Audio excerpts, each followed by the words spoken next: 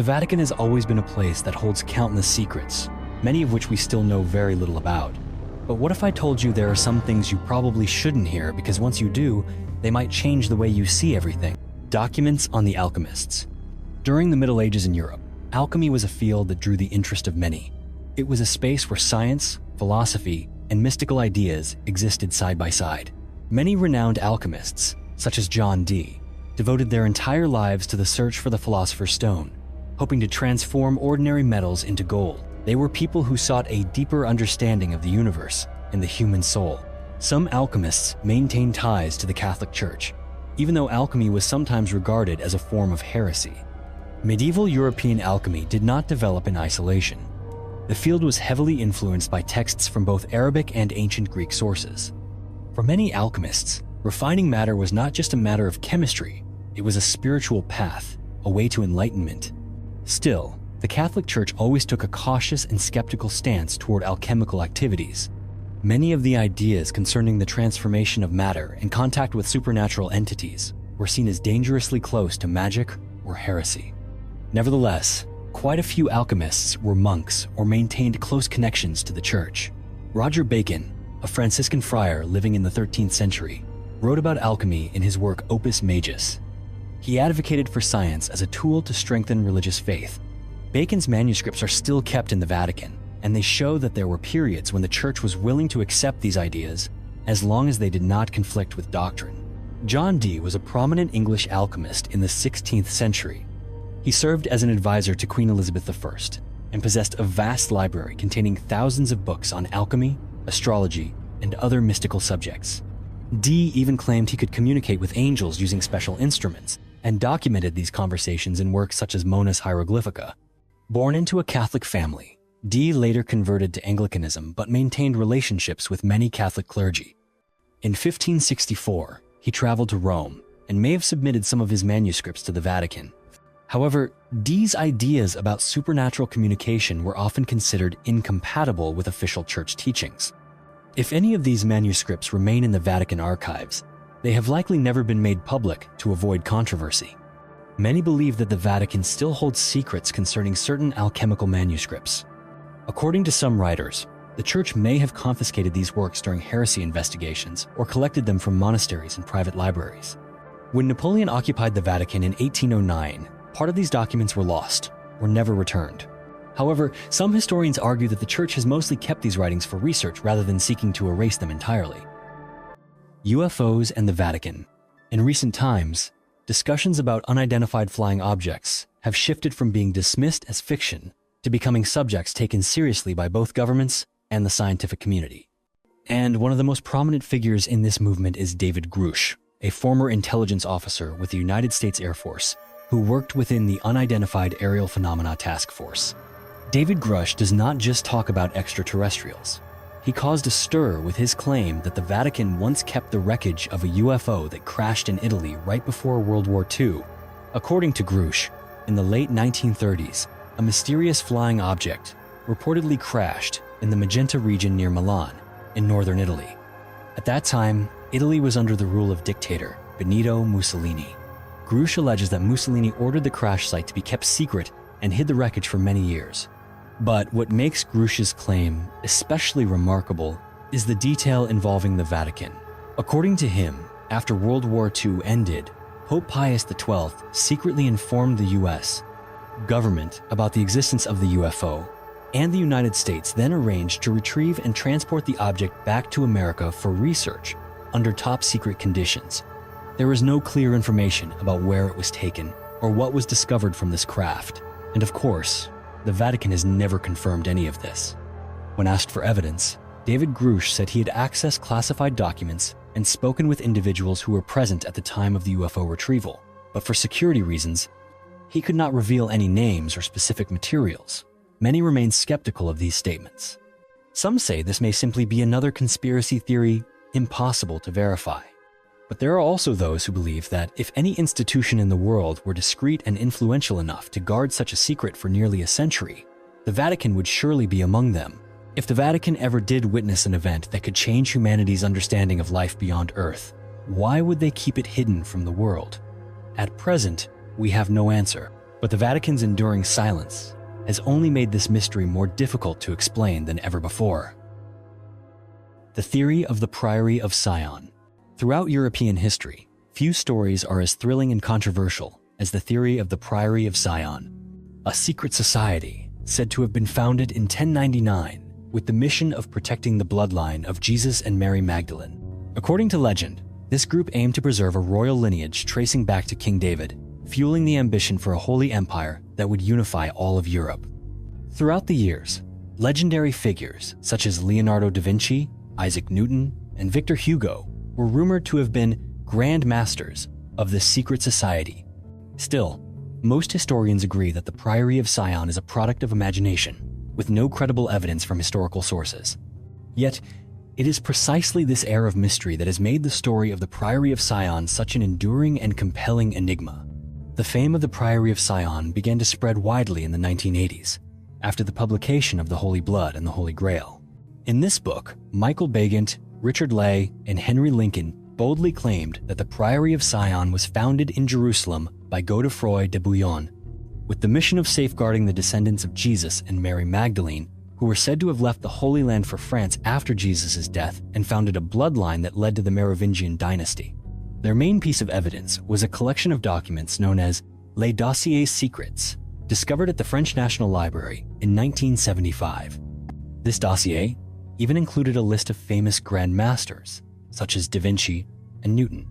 However, more recent studies, especially those surrounding the Da Vinci Code, have revealed that these documents were, in fact, the creation of Pierre Plantard, a Frenchman with anti-Semitic leanings, who later officially admitted to inventing everything to boost his own reputation and serve his own agenda. Pierre Plantard had officially registered the Priaryy of Scion as an organization in 1956. However, this group quickly dissolved after just 6 months and left no real impact on social or religious life. Plantard created a host of forged documents, from letters to lists of Grand Masters, and then secretly placed them in Parisian libraries to lend them an air of authenticity. According to the Templar Revelation by Lynn Picknett, stories about the Priaryy of Scion are mostly rooted in medieval legends of the Holy Grail, which were later amplified by literary works.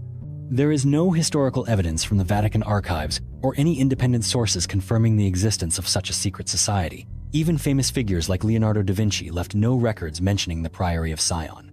The fever surrounding the Priaryy of Scion reached new heights with the release of Dan Brown's novel The Da Vinci Code in 2003, which sold over 80 million copies worldwide.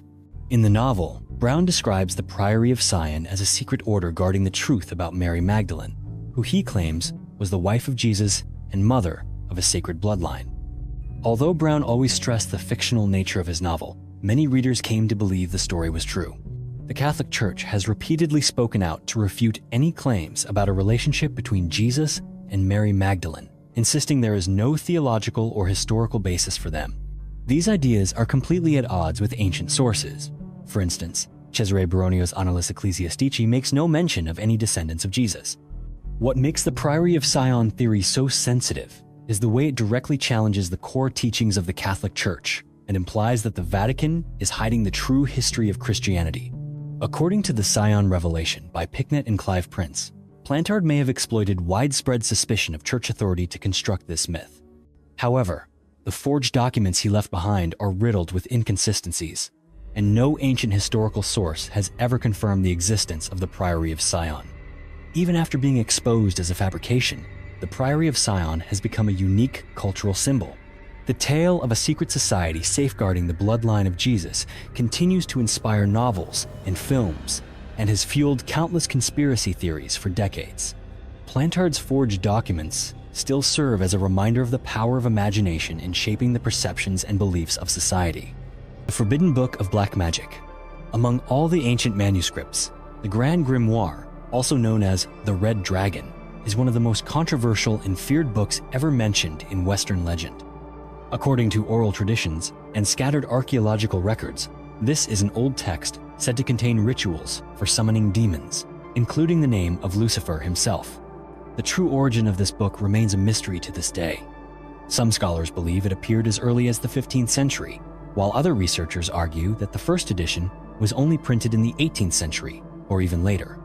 Much of its content is thought to be based on texts falsely attributed to King Solomon, the biblical figure who was believed to possess supernatural knowledge and once commanded spirits to serve under his rule. Inside the book are formulas, invocations, and rituals intended to summon entities from the invisible realm. But what makes the Grand Grimoire especially remarkable is not just its content, but the persistent anxiety surrounding its actual existence and the question of where the original might be kept. According to many rumors, an original copy of this book is safeguarded in the Vatican's most secret archives. Some believe that keeping it is a form of control, meant to prevent dangerous knowledge from falling into the wrong hands. Others think the Church needs to study and understand what it might be facing. However, there is no official documentation confirming the existence of the Grand Grimoire in the Vatican. All of this remains in the realm of rumor, but it is a rumor that has survived for centuries. Documents on the Jesuits. On the 21st of July, 1773, Pope Clement XIV issued the Dominus Ac Redemptor decree, officially dissolving the Jesuit order. Before this, the Jesuits had played a pivotal role in missionary work and served as advisors to monarchs all across Europe. Their success and wide-reaching influence made many royal courts see the Jesuits as a true threat. When the decree was announced, it sent shockwaves through the Catholic Church and provoked strong reactions in many countries. It also gave rise to suspicions that the Vatican was concealing secret activities carried out by the Jesuits. Today, the ban has been lifted, but it still leaves behind one of the great mysteries in the religious and political history of Europe. The Jesuit order was founded in 1540 by Saint Ignatius of Loyola. From the beginning, the Jesuits stood out for their intelligence, strict discipline, and absolute loyalty to the Pope. They quickly established a network of schools worldwide, from the Gregorian University in Rome to academies in Asia. This very success and far-reaching influence made the Jesuits targets of suspicion and envy. In Portugal, after the attempted assassination of King José I in 1758, Prime Minister Sebastião de Mello accused the Jesuits of involvement and ordered their expulsion in 1759.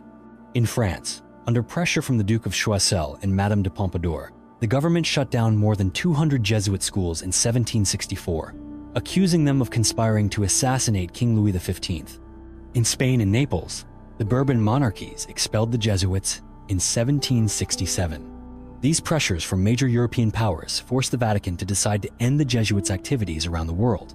The 1773 decree did not simply dissolve the organization, but also banned all Jesuit activity. In reality, however, the Jesuits did not completely disappear. In Prussia and Russia, King Frederick II and Empress Catherine II allowed Jesuit priests to continue their work, believing the Jesuits were an important educational resource for their countries.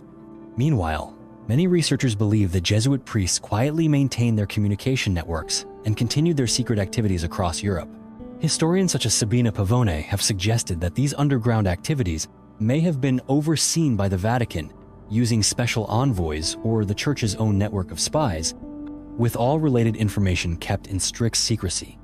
If such confidential documents or negotiation records with royal courts still exist in the Vatican archives, they could reveal many details about how the Jesuits operated in the shadows and the role they played in significant political affairs. Many experts believe that the sensitivity of these documents lies in their potential to expose compromises between the Vatican and secular powers during times of historical crisis. It is possible that, during the ban, the Jesuits offered strategic advice to Catholic rulers to help them counter revolutions or assisted the Church in protecting its power against the rise of new nationalist movements. Although since the 19th century the Vatican has gradually allowed scholars to access its archives, documents related to the period of Jesuit suppression have largely remained secret. In 1814, Pope Pius VII signed the Solicitudo Omnium Ecclesiarum decree, restoring the Jesuit order and acknowledging their value in education and missionary work. However, the memory of the ban persisted for a long time afterward. In France, in 1880, and in Switzerland as late as 1973, the Jesuits continued to face difficulties and suspicion regarding their hidden influence. Today, the Jesuits remain one of the largest religious orders in the Catholic Church and are seen as a symbol of dedication, intellect, and resilience. The 1773 suppression was a dark chapter for the Jesuits, but that very period also demonstrated their remarkable ability to survive and recover under pressure from both political and religious powers. The New Vatican Archive Vault. In 1980, the Vatican began constructing a new underground archive vault beneath the tiny city-state. What seemed at first to be a simple project in document preservation quickly became a subject of fascination for the press and the international public. Why did the Vatican need a new archive vault? Were they trying to hide something, or was it simply about safeguarding their priceless heritage? For centuries, the Vatican Apostolic Archive has been the repository for the Church's most important documents. Its shelves stretch for more than 85 kilometers, holding papal correspondence, records of church activities, and letters from historical figures like the Queen of Scotland and President Abraham Lincoln. Yet to most people, it is still known by its old name, the Vatican Secret Archive. In reality, the main reason for building the new vault was truly essential. Millions of documents had been damaged after centuries in storage. Temperature, humidity, and the passage of time had caused paper and parchment to decay. Before the new vault existed, these materials were stored in scattered locations throughout the Vatican, sometimes even in Castel Sant'Angelo or in cramped rooms within the Vatican Library. But those spaces could not provide the optimal preservation conditions needed for these priceless artifacts. The greatest concern came from past losses. In 1810, Napoleon's army seized and transported many documents to Paris, causing countless vital records to be lost forever or severely damaged. It was these hard lessons that drove the Vatican to create a more modern archive. The new archive vault stands beside the Vatican Library, with its main entrance through the Porta di Santa Anna. Contrary to popular imagination, a secret chamber with winding corridors and hidden doors like something out of a novel, this is a solid reinforced concrete facility, fireproof and equipped with a state-of-the-art climate control system. Inside are thousands of steel shelves, neatly lined up, each holding olive green file boxes, all organized according to the reigns of different popes. Although the vault was built to preserve documents, rumors and theories about Vatican secrets have continued to spread. Some believe it holds sensitive materials on political agreements, documents once condemned as heretical, or even evidence of supernatural events or knowledge from beyond Earth. Such speculation has only grown due to the strict rules for access. Only carefully selected scholars with specific research topics are allowed in, and even they cannot browse the entire collection at will. For the Vatican, the 1980 Archive Vault stands as a commitment to protecting the Church's cultural heritage, a symbol of the balance between transparency and privacy. While speculation continues outside, archivists like Bishop Sergio Pagano have always emphasized that their greatest mission is to preserve the documents, not to hide anything at all.